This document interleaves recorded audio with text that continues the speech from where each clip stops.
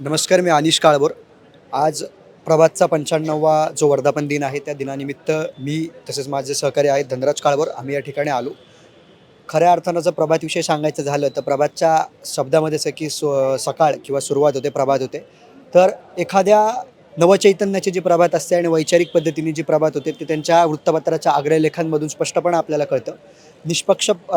पातीपणे जे बातम्या ते मांडतात त्याच्यामुळं लोकांचा जो आवाज आहे तो बुलंद करण्याचं काम प्रभातने आजपर्यंत केलेलं आहे आणि आम्हालासुद्धा आमचे जे विद्यार्थ्यांचे विषय असतील त्याला न्याय मिळवण्याच्या दृष्टीनं प्रभातनं अत्यंत चोखपणे आपली भूमिका बजावली आहे.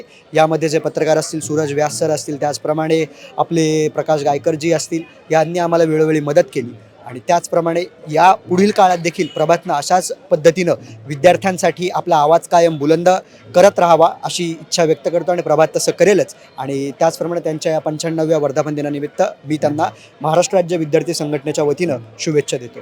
धन्यवाद.